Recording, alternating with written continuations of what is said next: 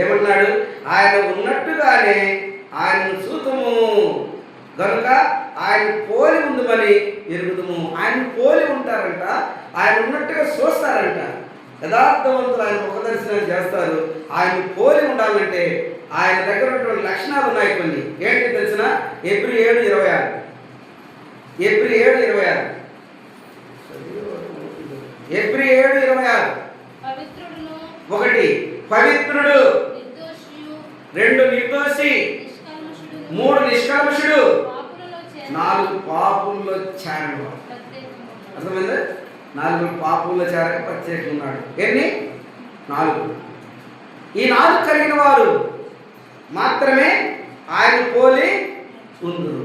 చదువుకుంటే ఉండలేవు, ఈ 4 కలిగి ఉండాలి.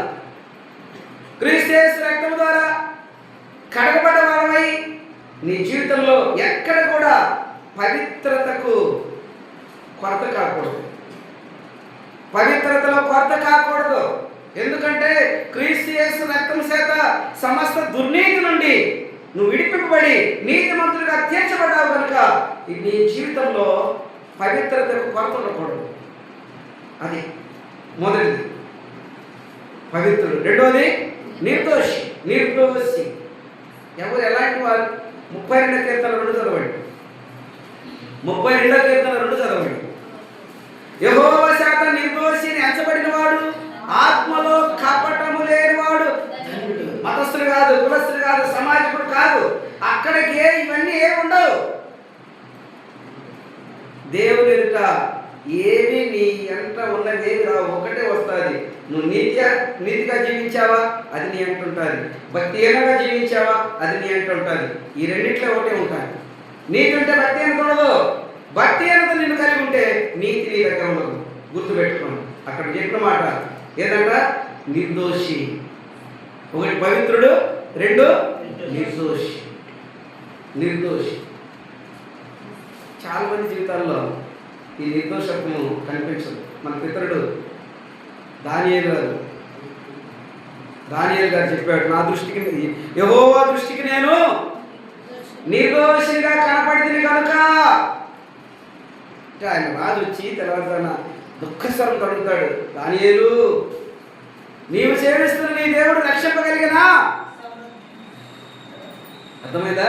నువ్వు సేవిస్తున్న దేవుడు నీకు రక్షించడం సమర్థుడే కదా, సమర్థుడేనా, రక్షించాడా అని అనినప్పుడు ఆయన అంటాడు, రాజా నా దేవుని దృష్టికి నేను అది. ఈరోజు ఇక్కడ చేరిన మన అందరిలో ఆ సంఖ్యలో మనం ఎవరు ఉండగలుగుతాము? చేరిన సంఖ్యలో ఆ భాగంలో మనం ఎవరు ఉండగలుగుతాము? ఒకసారి ఆలోచిస్తున్నారా? ఏమంటున్నాడు రాజా?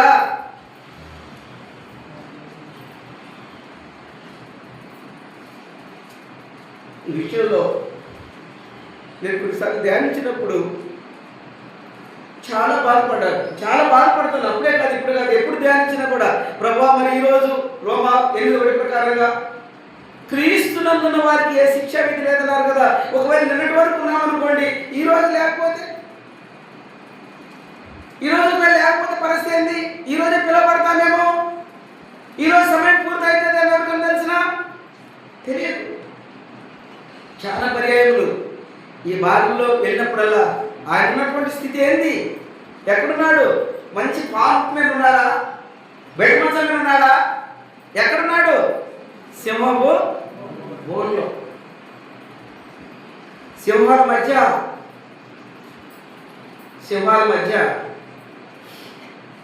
ఆయన ఉన్నాడు. రాజు వచ్చి సింహాల మధ్య ఏం చేసి ఉండొచ్చు? తన పరిశుద్ధతకు భంగము కలగకుండా, తన నిర్దోషత్వానికి భంగము కలగకుండా, తన నిజమైన స్థితికి కొరత లేకుండా తన రాత్రంతా ప్రార్థన చేస్తుండేవాడే కాకుండా, ఎందుకంటే వాళ్ళకి చాలా ఆదరణలు, చాలా గొప్ప గొప్ప ఆదరణలు ఉంటాయి. మన సామెతల గ్రంథం 3వ అధ్యాయం చూస్తే అక్కడ ఏం రాయబడింది తెలిసిన? సామెతల గ్రంథం 3వ అధ్యాయంలో, ఈరోజు సామెతలు 3 కదా, ఏం రాయబడిందంటే మన పెద్దలందరూ ఎందుకు ఆ రీతిగా అంత గొప్పగా ఉన్నారంటే కేవలం వాక్య వాక్యాన్ని మాత్రమే ఆధారం చేసుకుని బ్రతుకుతా వచ్చిన వారు, వాక్య ప్రకారం వారి జీవితాలు కట్టుకుంటున్నవారు కనుక సామెతల గ్రంథం 3వ అధ్యాయంలో ఒక మాట చెప్తున్నాను చూడండి. వాళ్ళు ఎందుకు అంత ధైర్యంగా అక్కడ ఉన్న స్థలాల్లో వారి యొక్క జీవితాల్లో ఎలాంటి కొరత కుదువ లేకుండా, బలహీనత లేకుండా వారు అంతగా ముందుకు కొనసాగినారు అంటే, ఎందుకు ఎలా కొనసాగినారంటే ఇక్కడ మనం ఒక మాట చూస్తున్నాం చూడండి. సామెతలు 3వ అధ్యాయం 23వ వచనంలో మనం చూస్తాం, తర్వాత 25వ వచనంలో చూస్తాం. అప్పుడు నీ మార్గమున నీవు సురక్షితముగా నడిచెదవు, నీ పాదము ఎప్పుడు త్రొట్టిల్లదు. ఎప్పుడు నిర్దోషిగా బ్రతికితే నీ పాదము త్రొట్టిల్లదు. నిర్దోషిగా బ్రతికితే నువ్వు ఎంత మాత్రం ఎక్కడున్నా చెడియాల్సిన పని లేదు. ఇదిగో చూడండి, అనుకూల సమయాలు ఉన్న వారే చెడిస్తూ ఉంటారు. కానీ మన పితరుడు దానియేలు గారు ఏ స్థితిలో ఉన్నాడు? ఇక్కడ సింహాల మధ్య బోన్లో ఎట్టున్నాడు. పాదము ఎప్పుడూ త్రొట్టిల్లదు. పండుకున్నప్పుడు నువ్వు భయపడవు, నీవు పరుణ్ణి సుఖముగా నిద్రించదవు. ఆకస్మికముగా భయం కలుగునప్పుడు, దుర్మార్గులకు నాశనం వచ్చినప్పుడు నీవు భయపడవద్దు. ఎందుకు తెలిసిన? యెహోవా నాకు ఆధారం. యెహోవా దానియేలుకు ఆధారమైన దేవుడు. ఈనాడు నీకు నాకు కూడా ఆధారంగా ఉంటాడు. ఏ సమయంలో? అన్ని బాగున్నప్పుడు, కడుపు నిండా ఆనందమైనప్పుడు కాదు. అన్ని బాగున్నప్పుడు, అన్ని కడుపు నిండా ఆనందమైనప్పుడు కాదు. ప్రభుత్వం ప్రేమ వాళ్ళరా, ఎప్పుడు ఈ పని జరగాలంటే ఆయన తెలియపరిచాడు కదా. యోహాను మొదటి పత్రిక 3వ అధ్యాయంలో ఆయనను ఇక్కడ చూస్తున్నాం. ఏం రాస్తాడు? ఆయన ఉన్నట్టుగానే చూతుము కనుక ఆయన పోలిందుమని ఎరుగుదుము. దానియేలు జీవితంలో కనిపిస్తూ ఉంది. ఈనాడు నా జీవితంలో కనిపిస్తుందా? శ్రమలు అందరికీ ఉంటాయి, కానీ ఆ శ్రమలు వేరు, ఈ శ్రమలు వేరు. ఇవి కుటుంబంలో చిన్న చిన్న శ్రమలు ఉంటాయి, చిన్న ఇబ్బందులు ఉంటాయి. ఇవి ఎంత తగినవి కాదని దైవజనుడు పాట పాడాడు. నువ్వు పొందిన శ్రమల్లో మేము పడుతున్న శ్రమలు ఏమంతా ఎంచవలసినవి కాదు, ఈ పెద్ద శ్రమలు కాదు అని అంటాడు. అలానే కాబట్టి ప్రభునందు ప్రేమ వాళ్ళారా, మనం ఇక్కడ చూస్తున్న విషయాన్ని జాగ్రత్తగా గుర్తించండి. ఆయన యందు ఈ నిరీక్షణ పెట్టుకునే ప్రతివాడు ఆయన పవిత్రుడైనట్లుగా తన్ను పవిత్రునిగా చేసుకొనును.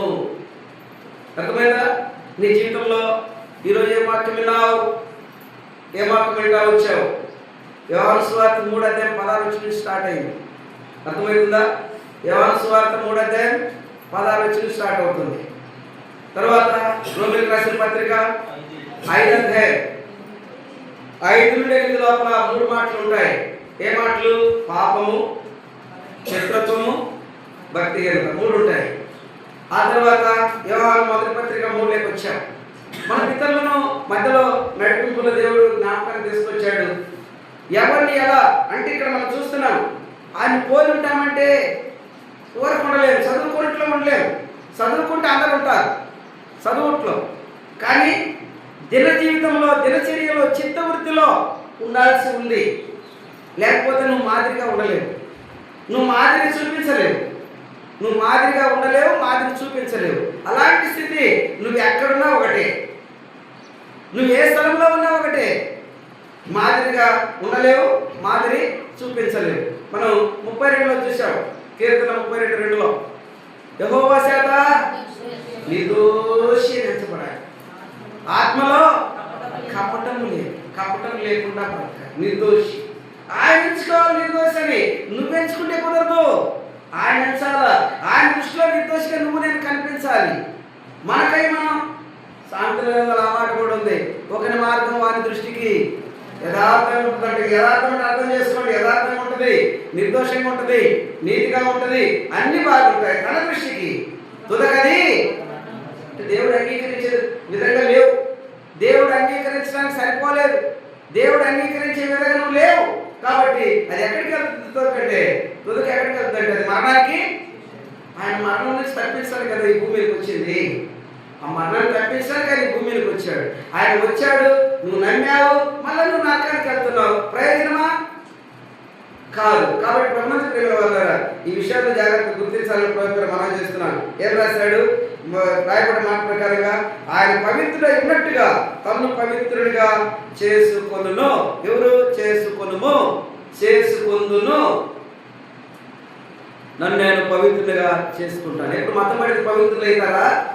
మతంలో పవిత్రత లేదు. మతంలో మహాద్వేషం ఉంది, మహా అపవిత్రత ఉంది, పెద్ద దుష్టత్వం ఉంది, సంపూర్ణ చెడుతనం ఉంది మతంలో.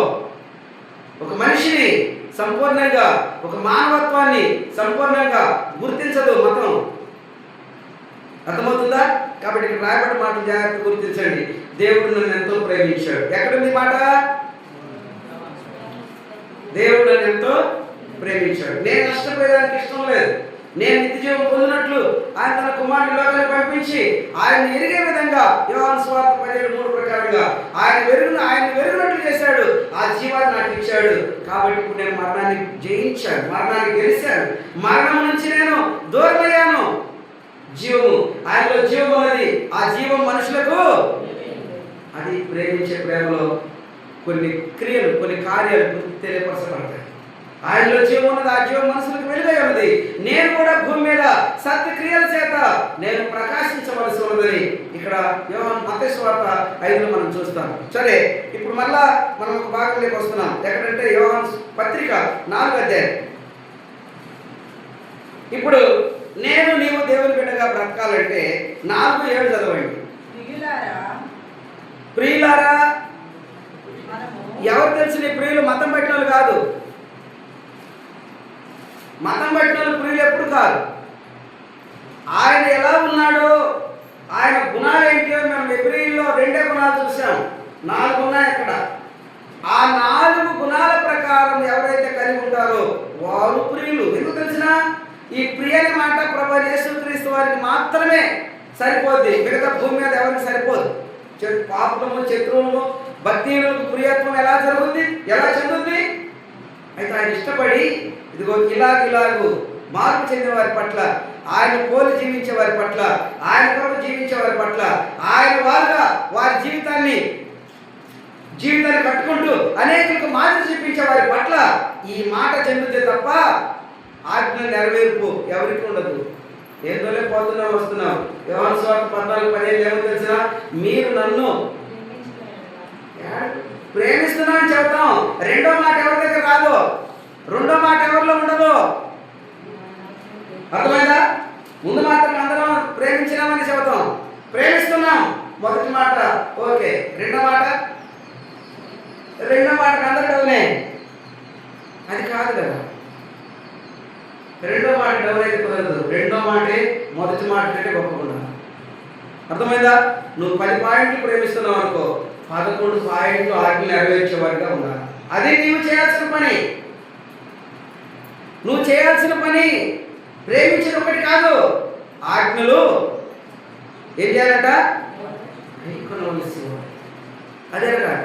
నేను నమ్ముకున్నానంటే లాస్ట్కి అమ్ముకున్న వాళ్ళంతా చాలామంది నమ్ముకున్న వాళ్ళంతా అమ్ముకున్నారు కదా. విశ్వాసులంతా పిశాసులుగా మారిపోయినారు.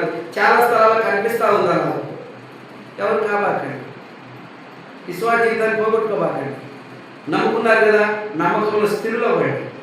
అర్థమైనా? నమ్ముకున్న వారిని గురించి కీర్తనకారుడు చెప్పాడు 125:1లో, యెహోవా యందు నమ్మకం ఉంచువారు కదలక నిత్యం నిలుసు షియోను కొండలాగా ఉంటారు. ఎందుకు చనిపోతున్నావు ఈరోజు? నువ్వు చిన్న సమస్యల్లో, చిన్న బాధల్లో, చిన్న ఇబ్బందుల్లో, కష్టాల్లో నువ్వు సోలిపోయేదానికి, పడిపోయేదానికి కాదు. దేవుడు నిన్ను ప్రేమించింది. ఆయన తన కుమారుని పంపించింది, నీ కొరకు సిలువ ఎక్కించింది, నీ పాప దోషముల కొరకు ఆయన రక్తం కార్చింది. నువ్వు రోజు పడిపోయి సోలిపోవడానికి కాదు, స్థిరపడాలి. ప్రభునందును స్థిరపడాలి, కార్యాలయంలో స్థిరపడాలి. ఎప్పుడు దాకా? ఒకరోజు కాదు, ప్రభు వచ్చేదాకా, నువ్వు ఉండేదాకా, నువ్వు ఈ భూమి మీద ఉన్నంత వరకు కార్యాభివృద్ధి యందు ఎల్లప్పుడూ ఆసక్తులై ఉండండి. నిరాసక్తులు కాదు, ఆసక్తులై ఉండాలి. ఏం చేస్తున్నామో మీరే ఎరగండి. ఎలా ఉండాలనో మీరు గుర్తించండి. ఏ రీతిగా మిమ్మల్ని కాపాడుకోవాలో మీరు తెలుసుకోండి. ఎలా జీవిస్తే ఆయనతో మనం చూసాము ఇక్కడ, ఆయన ఉన్నట్టుగానే ఆయన చూస్తాము. ముందు ఆయన చూస్తామంట, ఆయన ఉన్నట్టుగా జీవిస్తామంట.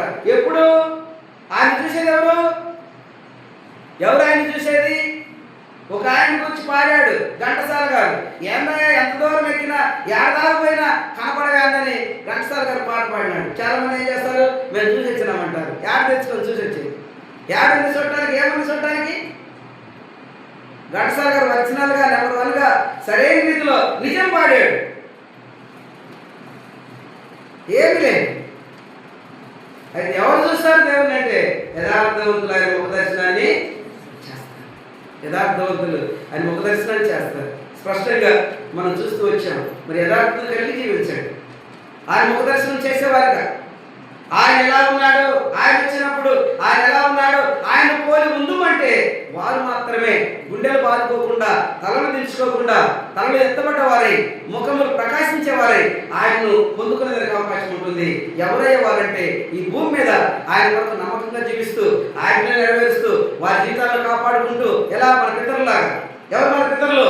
యేసేపు, దానియేలు, ఇక చాలా మంది ఉన్నారు. వారిలాగా మనం జీవితాలు కట్టుకుంటే కదా, మరి నీవు కూడా ఆయన ముఖదర్శనం చేస్తావు.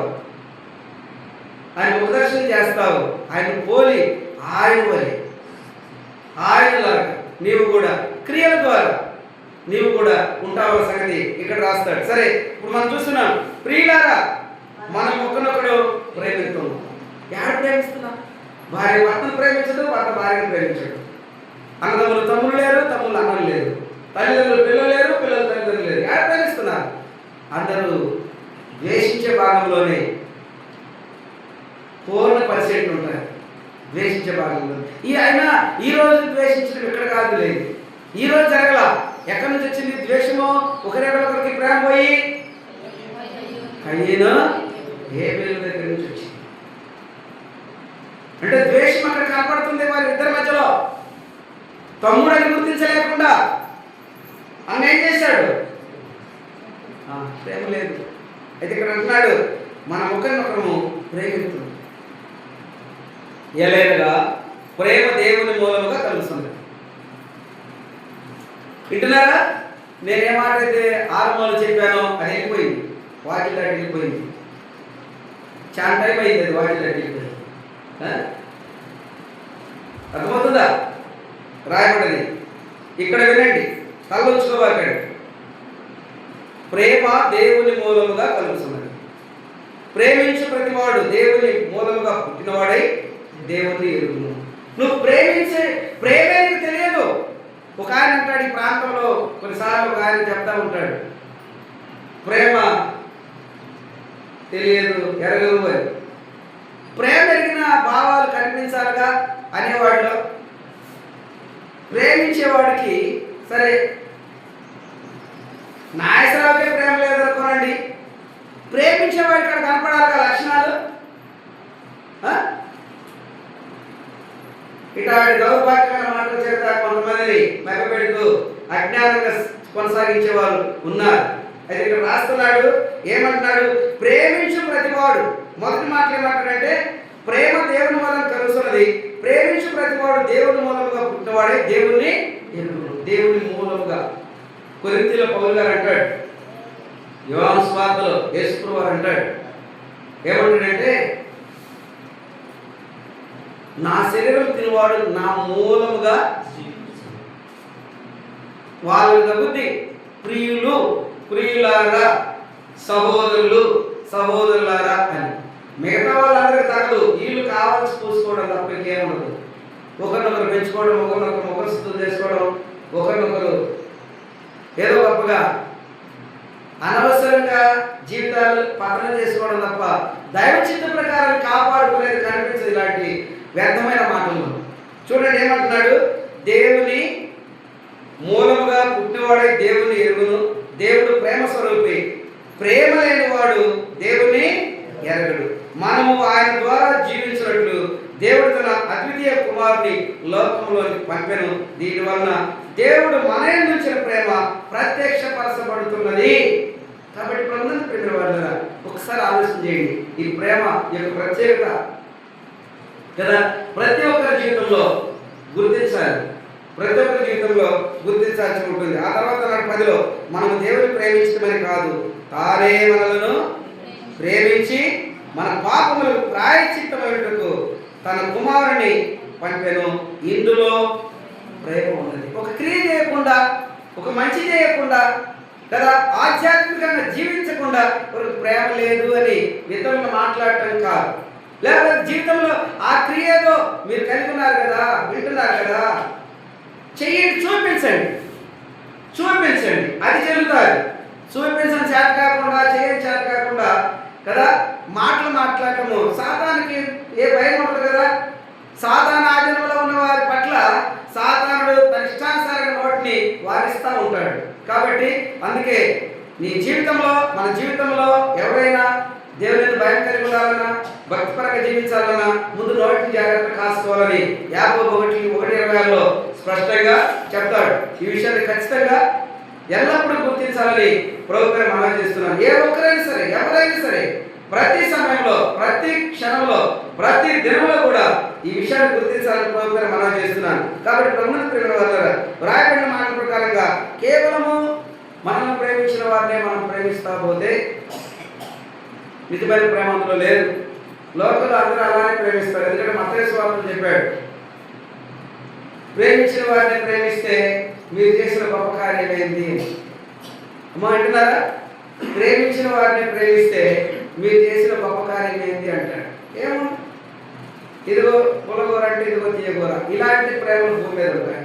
కానీ ఆధ్యాత్మికంగా క్రియల ద్వారా నీవు మరొకరు నీలోన్న మంచి మాదిరిని చూసే విధంగా, నీలో ఉన్న పవిత్రతను చూసే విధంగా, నీలో ఉన్న నిర్దోషాన్ని చూసే విధంగా, నీలో ఉన్నటువంటి నిష్కలంకాన్ని చూసే విధంగా జీవిస్తే అది దేవునికి మహిమ, అదే నీకు మేలు.